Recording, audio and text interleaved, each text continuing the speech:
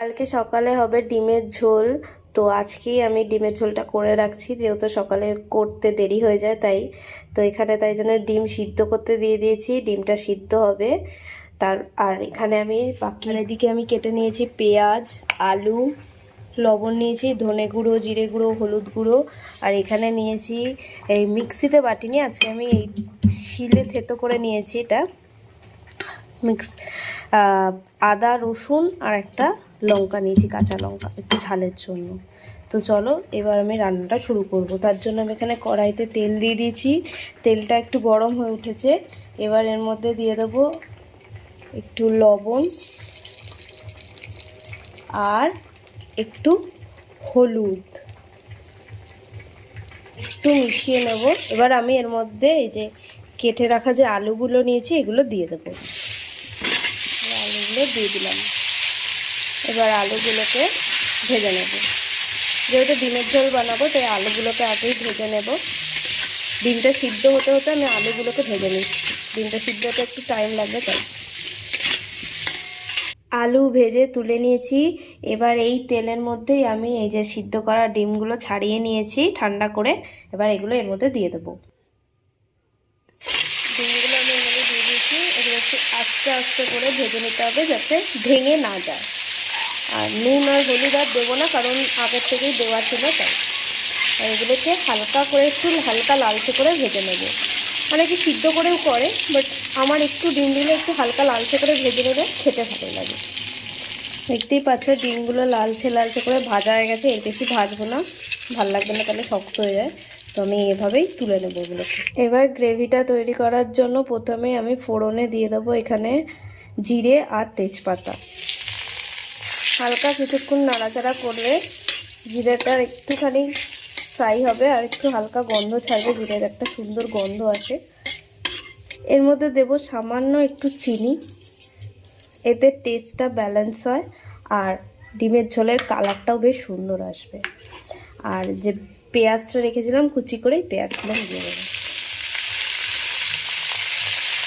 এবার পেঁয়াজটাকে একটু ভাজতে হবে লালচে করে, ব্যাস একটা ব্রাউন ব্রাউন কালার আসবে এই পর্যন্ত, ততক্ষণ পেঁয়াজটাকে একটু ভালো করে নাড়াতে হবে। পেঁয়াজের কালারটা অনেকটা ব্রাউন ব্রাউন চলে এসছে, দেখতেই পাচ্ছ। এবার এখন দিয়ে দেবো এই যে আদা, রসুন আর যে লঙ্কা বেটে রেখেছিলাম আমি, একটা কাঁচা লঙ্কা। ঝালটা তোমরা তোমাদের পরিমাণ মতন দেবে, আমরা যেহেতু বেশি ঝাল খাই না সেই জন্য একটাই কাঁচা লঙ্কা দিয়েছি। দিয়ে ভালো করে কষাতে হবে যতক্ষণ না আদা রসুনের গন্ধটা চলে যায়।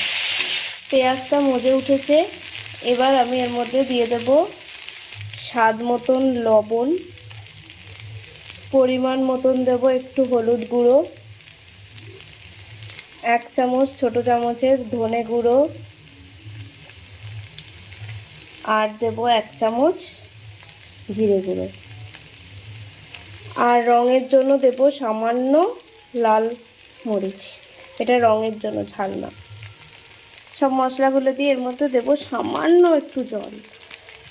এখানে আমি গরম জল ব্যবহার করছি, সামান্য একটু জল দেবো। দিয়ে ভালো করে এটাকে কষাতে হবে আবারও, যতক্ষণ না মশলার কাঁচা গন্ধটা চলে যায়। বেশ দেখছো তেল ছেড়ে উঠেছে। এবার এর মধ্যে এই যে ভেজে রাখা ডিম, আলু, এটা দিয়ে একটু নাড়াচাড়া করে এর মধ্যে জল দিয়ে দেবো। বেশিক্ষণ নাড়াবো না, তাহলে মানে ভেঙে যেতে পারে। এরকম কষা কষা ডিমের ঝোল খেতে কার না ভালো লাগে বলো। এটা কিন্তু রুটি, ভাত সব কিছুর সাথে খাওয়া যায়। আর এটা বেশি কষা হবে না, একটু হালকা পাতলা হবে।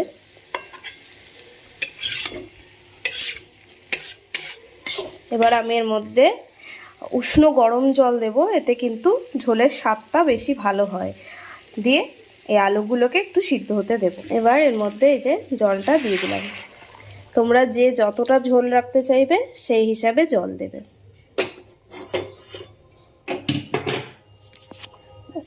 একটু মিশিয়ে দেব। আর এই পর্যায়ে লবণটা একটু চেক করে নেবে, নুন মিষ্টিটা।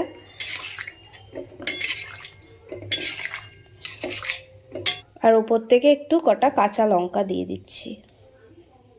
একটু ফুটে উঠলে তারপর ওপর থেকে গরম মশলা দেব।